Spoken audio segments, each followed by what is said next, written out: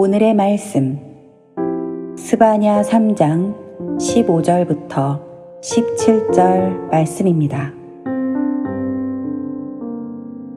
여호와가 내 형벌을 제거하였고 내 원수를 쫓아냈으며 이스라엘 왕 여호와가 내 가운데 계시니 내가 다시는 화를 당할까 두려워하지 아니할 것이라. 그날에 사람이 예루살렘에 이르기를 두려워하지 말라. 시온아 내 손을 늘어뜨리지 말라. 너의 하나님 여호와가 너희 가운데 계시니 그는 구원을 베푸실 전능자이시라. 그가 너로 말미암아 기쁨을 이기지 못하시며 너를 잠잠히 사랑하시며 너로 말미암아 즐거이 부르며 기뻐하시리라 하리라. 아멘. 언젠가 제가 여러분들에게 소개했던 유머 하나를 시작하며 오늘 설교 말씀을 이어가도록 하겠습니다. 퀴즈입니다. 세상에서 가장 사랑스럽고 멋지고 아름다운 사람을 한 글자로 줄이면 무엇일까요? 역시 기억을 하시는 분들이 안 계시는 것 같아요. 바로 나입니다. 두 번째 질문할게요. 세상에서 가장 사랑스럽고 멋지고 아름다운 사람을 그렇다면 두 글자로 줄이면 뭐라고 할까요? 또 나. 자, 그러면 세 글자로 줄이면 무엇일까요? 역시 나. 자, 이제 뭐가 좀 이제 감이 잡히시죠? 자, 네 글자는 무엇일까요? 세상에서 가장 사랑스럽고 멋지고 아름다운 사람을 네 글자로 줄이면 그래도 나. 자, 마지막입니다. 그렇다면 다섯 글자로 줄이면 무엇일까요? 다시 봐도 나.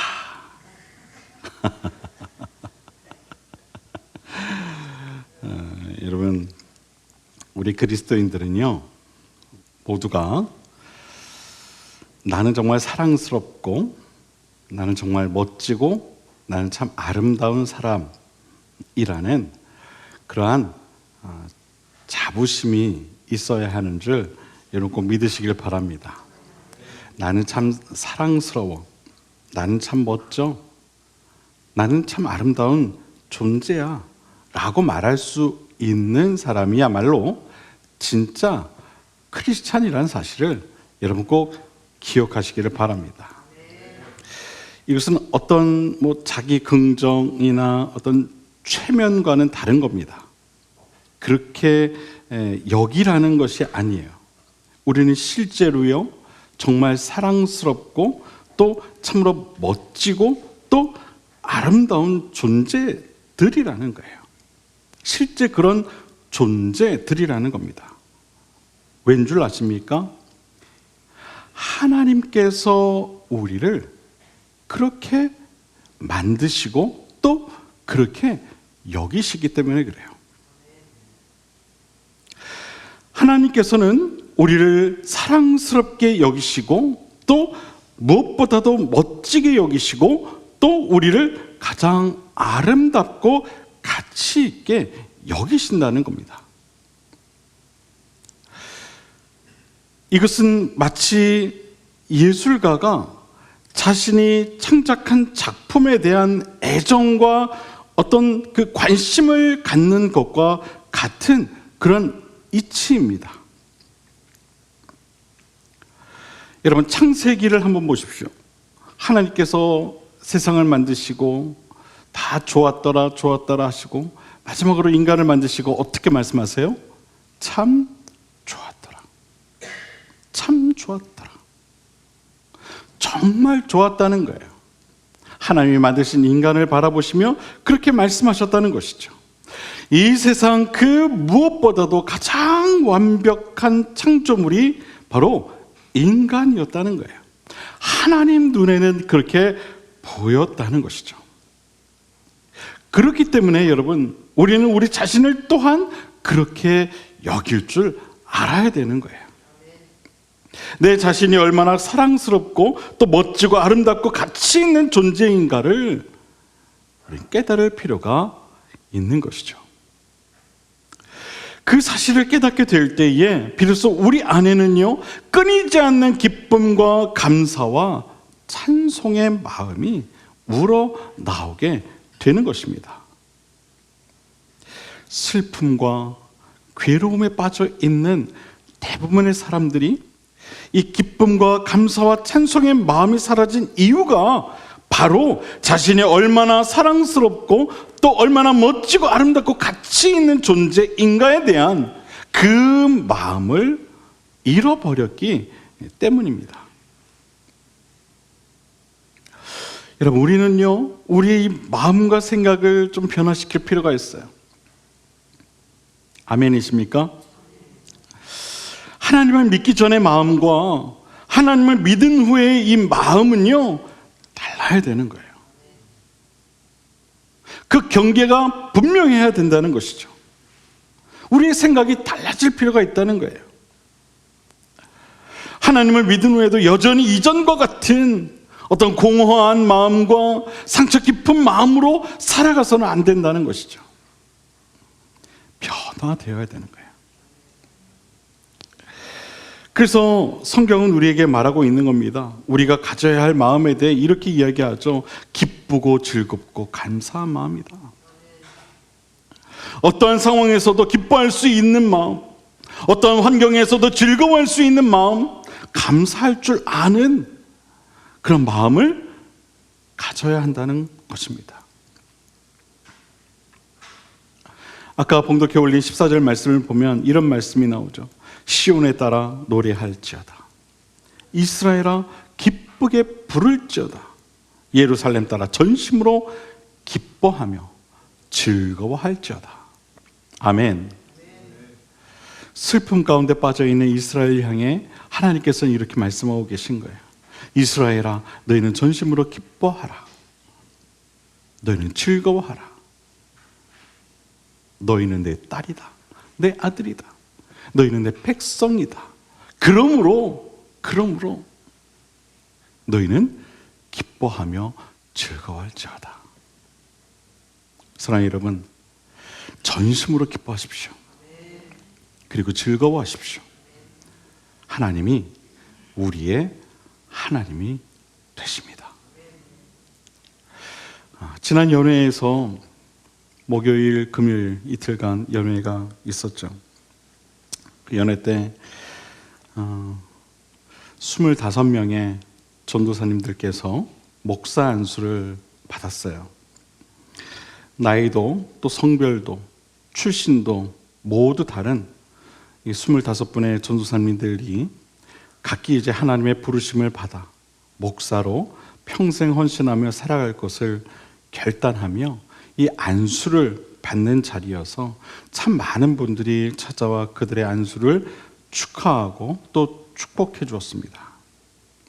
우리 지방에서도 두 분의 전도사님들이 목사 안수를 받게 되어서 지방 감사인 저도 안수 목사로서 그들의 머리에 손을 얹고 안수하며 그들을 축복했습니다. 오래전 안수 받았던 그때의 감동이 있더라고요. 제 가슴이 참 뭉클했어요. 목사 안수를 받는 25분의 전도사님들 중에 모두의 이 시선을 받게 되는 한 분의 전도사님이 계셨어요. 전신에 마비가 와서 그 병을 앓고 있는 한 전도사님이었어요. 누군가 부축하지 않으면 정말 제대로 걷기조차 힘든 몸을 가지고 하나님의 부르심을 거절하지 못하고 이제 신학을 공부하고 비로소 이제 목사 안수를 받게 된 거예요. 자신의 소명을 소개하는 영상이 있었어요.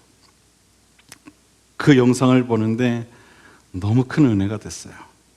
어떤 내용이냐면 이런 내용이었어요. 그 전사님이 영상에 탁 나와서 말도 더듬더듬 하시면서 이렇게 이야기를 하는 거예요. 남이 가진 것이 많이 없지만 남이 가지지 못한 그 귀한 하나님의 은혜를 나눌 수 있는 그런 참 목회자가 되겠다고 하는 그런 내용이었어요.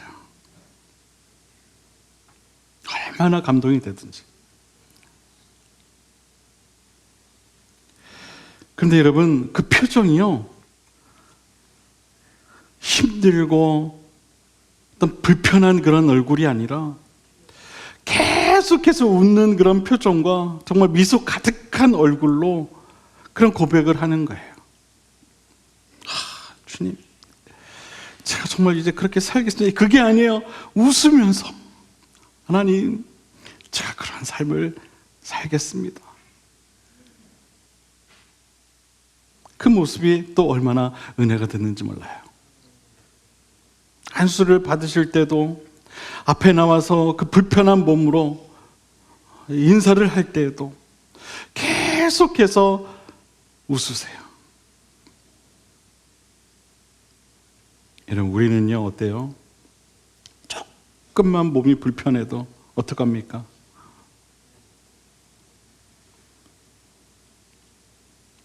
얼굴을 찡그리죠.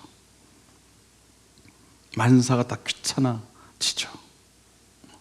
근데 여러분, 그 목사님은요, 평생을 그 불편한 몸으로 살아왔으면서도 웃는 얼굴을 가질 수 있었던 것, 그래서 분명 그가 받은 은혜가 그만큼 크기 때문인 줄로 믿습니다. 그런데 여러분, 그 은혜가 그 전도사님, 그 목사님에게만 있었을까요? 아니에요. 우리 모두에게도 있어요. 우리 모두에게도 그 은혜가 있는 거예요. 다만 그 목사님은 그 은혜를 잊지 않고 살아가기 때문에 그 모습이 이렇게 기쁜 모습으로 되는 것이고, 우리는 때때로 그 은혜 받은 것을 잃어버리기 때문에, 기억하지 못하기 때문에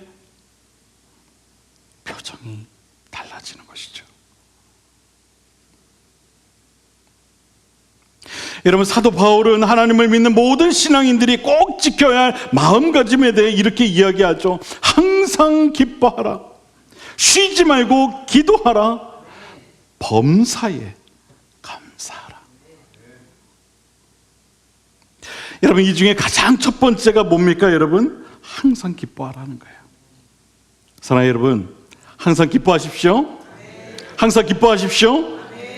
기뻐하라. 이 기쁨은 세상이 주는 기쁨을 말하는 것이 아니죠. 하나님의 사랑과 은혜를 받아 하나님의 사람으로 살아갈 수 있음에 대한 그 기쁨을 말하는 것이죠. 그 기쁨을 어떻게 하라는 거예요? 항상 잊지 말라는 거예요. 그 사랑과 은혜가 너를 향해 있음을 항상 잊지 말고 기뻐하라는 것이죠. 그래서 사도 바울은 말하는 거예요. 항상 기뻐하십시오. 사랑하는 여러분, 항상 기뻐하십시오. 여러분의 상황이 어떠하든지, 여러분, 그것은요 그렇게 중요한 게 아니에요. 여러분에게 찾아온 그 상황들 있죠, 그거는요 여러분 인생에 있어서 그렇게 중요한 순간이 아니라는 거예요. 중요한 것은요, 그럼에도 불구하고, 그런 상황 가운데 있음에도 불구하고 하나님이 여전히 나를 사랑하시고 나를 기뻐하시고 나를 즐거워하신다는 그 사실입니다. 그러므로 우리는 항상 기뻐하며 살아갈 수 있는 거예요. 구약 성경에 보면 마음의 즐거움은 양약이라도 심령의 근심은 뼈로 마르게 한다라고 말씀하고 있어요. 잠언 말씀이죠. 제가 다시 한번 읽어보겠습니다. 마음의 즐거움은 양약이지만 심령의 근심은 뭐라고요? 우리의 뼈를 마르게 한다고 했어요. 뼈를 마르게 한다.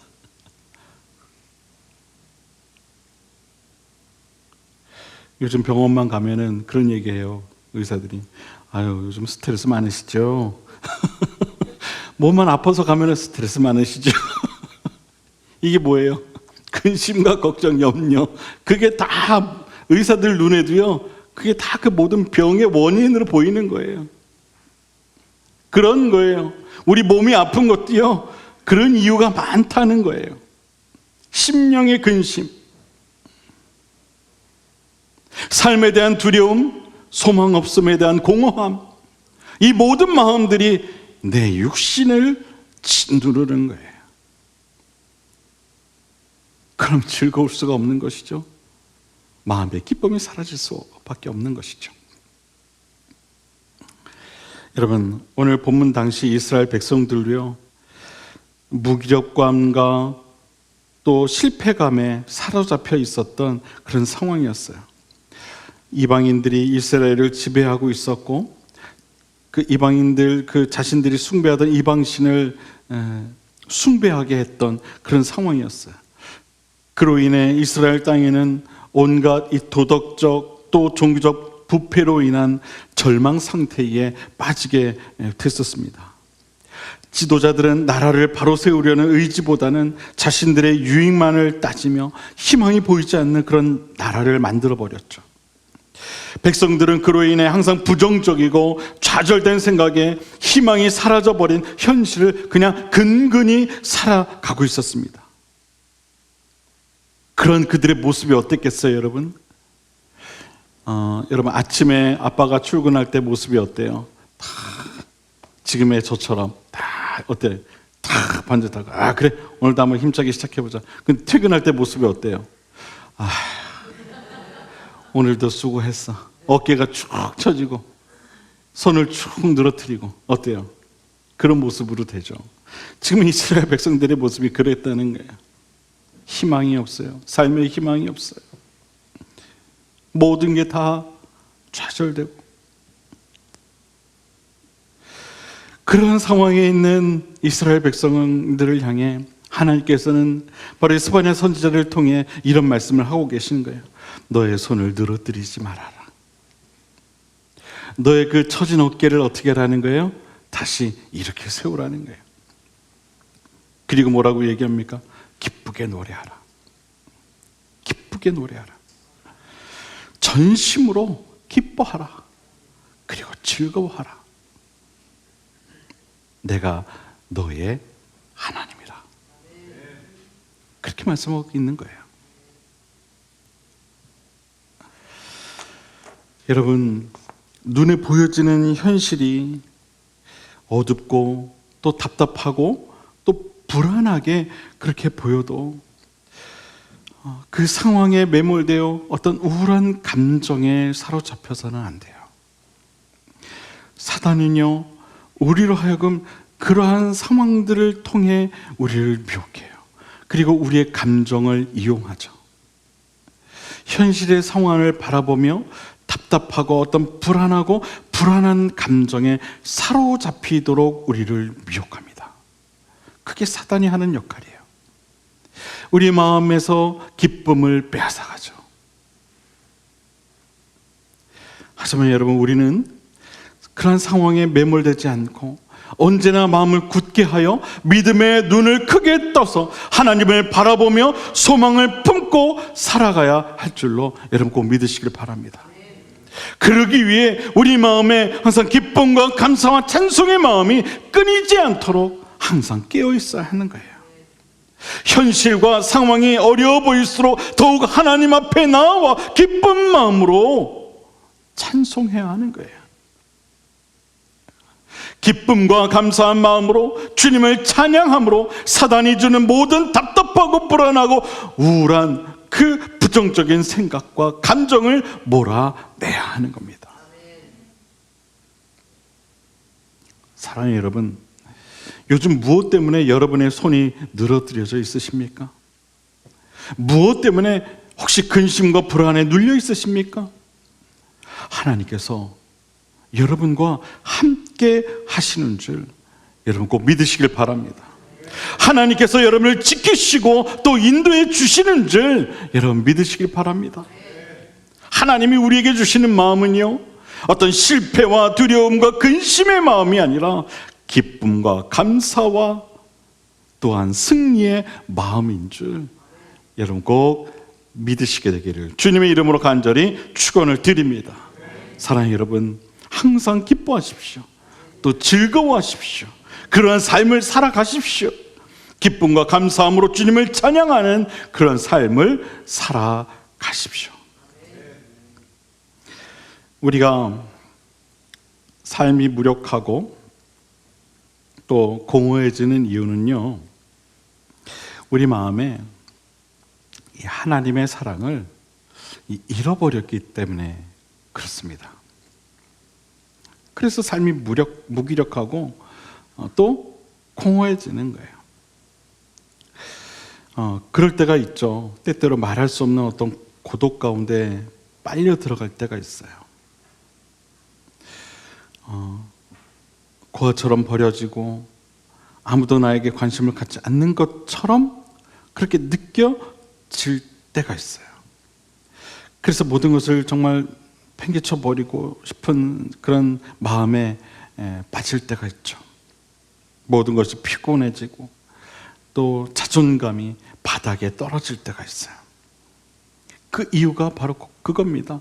하나님의 사랑을 잃어버렸기 때문에 그래요. 나를 향한 그 하나님의 사랑, 그것을 잃어버렸기 때문에 그런 겁니다.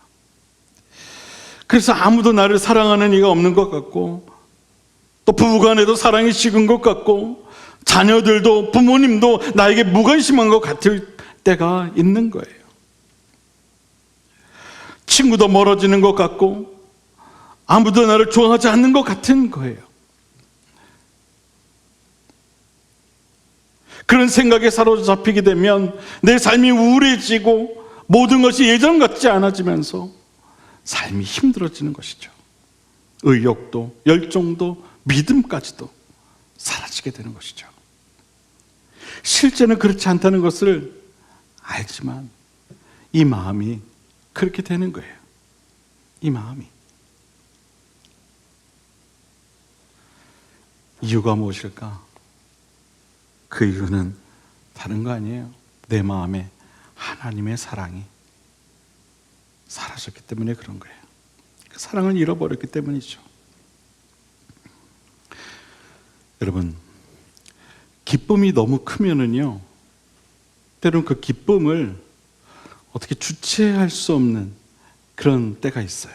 그렇죠?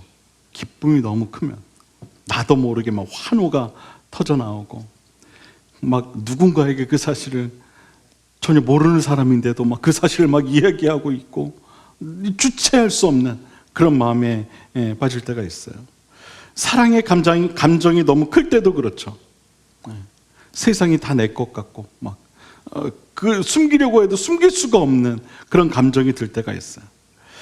보통 사람은 자신의 감정을 어느 정도 이렇게 컨트롤할 수가 있습니다. 뭐 조금 즐겁고 조금 기쁘고 그러면 그것을 그냥 마음에 담아두고 크게 표현하지 않을 수 있어요. 그런데 그 기쁨이 너무 크고 그 즐거움이 너무 크면은 그것을 컨트롤할 수가 없게 되는 것이죠. 주체할 수가 없게 돼요. 여러분, 하나님께서 그렇다는 거예요. 우리를 바라보시는 하나님께서 그렇다는 거예요. 감출 수 없는 큰 사랑, 큰 기쁨으로 우리를 정말로 기뻐하시고 우리를 사랑하신다라고 성경은 그렇게 말하고 있어요. 그만큼 우리를 사랑하신다는 거예요. 그만큼. 우리가 현실에서 느끼고 있는 모든 삶의 부정적인 감정들은요, 바로 이러한 하나님의 사랑을 기억하지 못하기 때문에 생기는 감정들이에요. 하나님의 사랑이 내 안에 충분하지 못하기 때문에 우울증에 걸리고, 하나님의 사랑이 부족하기 때문에 스스로 불행하다고 여기게 되는 거예요. 하나님의 사랑이 갈급하기에 우리는 방황을 하게 되는 거예요. 그 사랑의 결핍, 그것이 우리를 그렇게 만든다는 것이죠. 사랑하는 여러분, 오늘 성경은 우리에게 말합니다. 하나님께서 우리를 생각하실 때 기쁨을 이기지 못하신다. 기쁨을 이기지 못하신다. 우리를 생각하실 때마다 기쁨을 이기지 못하신다는 거예요. 주체할 수 없는 기쁨으로 우리를 바라보신다는 거예요. 우리 이름을 부르실 때마다 즐거워하신다는 것이죠. 하나님께서는요, 우리를 생각만 해도 즐거우신 거예요. 여러분 한 사람 한 사람을 이렇게 생각만 해도 즐겁으시다는 거예요. 여러분, 우리는 모두는요, 이런 하나님의 사랑을 받고 있는 하나님의 백성들입니다. 바라기는 그런 하나님의 사랑을 여러분의 삶 속에서 늘 회복하며 그것을 누리며 살아가실 수 있게 되기를 바랍니다. 여러분을 향한 하나님의 사랑은요, 결코 변함이 없습니다. 그 사실을 꼭 믿으세요. 너무나도 섬세하신 하나님은 우리를 한순간도 변함없이 사랑하고 계신다는 사실을 여러분 꼭 기억하시길 바랍니다. 단지 우리가 어떤 상황과 환경 때문에 하나님의 그 사랑을 잊어버리는 것이죠. 기억하지 못할 뿐인 거예요.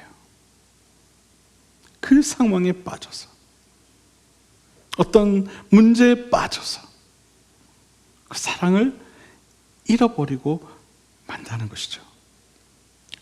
여러분, 누가복음 19장에 누가 나옵니까? 삭개오가 나와요. 삭개오는 세상에서 즐거움과 어떤 삶의 이유와 기쁨을 찾으려고 했어요. 그런데 그것을 찾지 못했죠. 그런 사회적으로도 굉장히 높은 지위, 또 재물도 많은 그런 삶을 살았어요. 하지만 그는 그 높은 사회적인 지위와 많은 재물을 가지고 있었지만 삶의 기쁨과 이유와 즐거움을 그는 찾지 못했어요. 그런데 그가 주님을 만나면서 그 삶이 달라지게 됩니다. 그의 가정에 기쁨이 찾아오게 되고 삶의 이유를 찾게 되죠. 그로 인해 비로소 진정한 기쁨과 즐거움과 감사한 마음이 무엇인지 그가 깨닫게 됩니다. 사랑하는 여러분, 삶의 기쁨과 즐거운 마음은 바로 이런 거예요. 주님 안에서 누리게 되는 거예요. 주님을 만나게 될 때, 하나님의 사랑을 누리게 될 때 기쁨과 감사와 삶의 이유가 생겨나게 되는 거예요.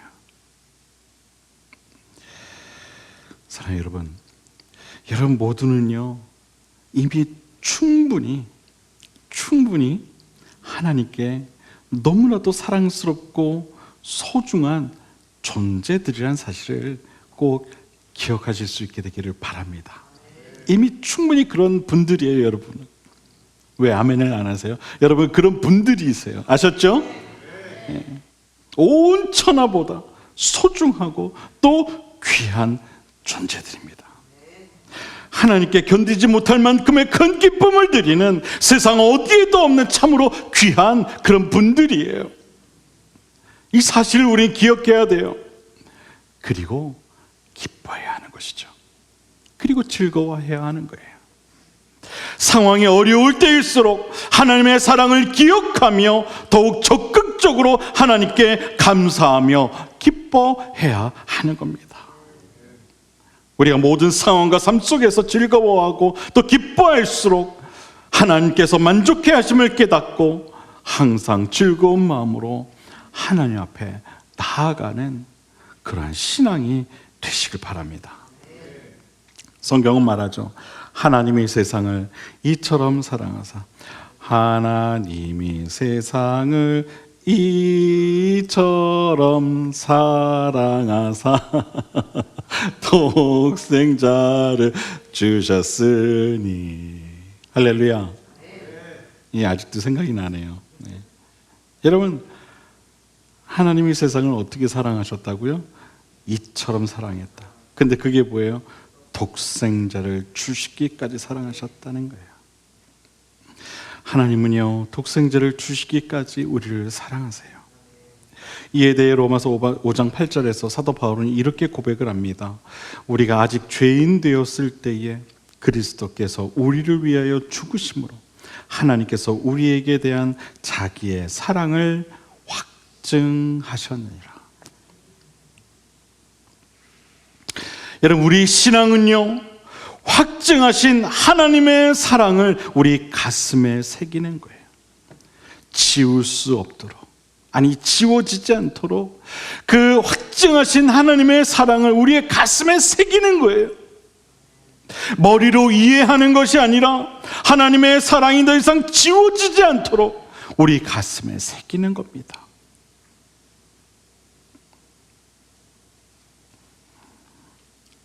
여러분, 꼭 기억하십시오. 하나님께서 나를 세상에 존재하는 모든 것들보다 훨씬 사랑하시고 또 우리를 그렇게 가치 있게 여기신다는 사실을 꼭 기억하십시오. 기쁨을 이기지 못하시는 하나님, 나로 인해 기쁨의 찬양을 부르시는 하나님, 하나님은 우리의 그 어떤 성과나 우리의 어떤 행동 때문에 기뻐하시는 것이 결코 아닙니다. 나의 존재 자체로 그저 기쁨이 되는 것이죠. 이미 우리는 하나님께 충분히 기쁨이 되고 있다는 것을 잊지 마시길 바랍니다. 내가 이 세상에 존재함으로 인해 이미 하나님은 충분히 기쁘십니다. 오늘 본문이 그 사실을 말하고 있습니다. 너의 하나님 여호와가 너희 가운데 계시니 그는 구원을 베푸실 전능자시라. 그가 너로 말미암아 기쁨을 이기지 못하시며 너를 참잠히 사랑하시며 너로 말미암아 즐거이 부르며 기뻐하시니라. 아멘. 하나님의 백성들을 바라보시는 하나님 아버지의 마음입니다. 그 마음을 잊지 않고 살아갈 수 있는 오늘 이 시간 저와 여러분 모두가 될 수 있게 되기를 주님의 이름으로 간절히 축원을 드립니다. 기도하겠습니다.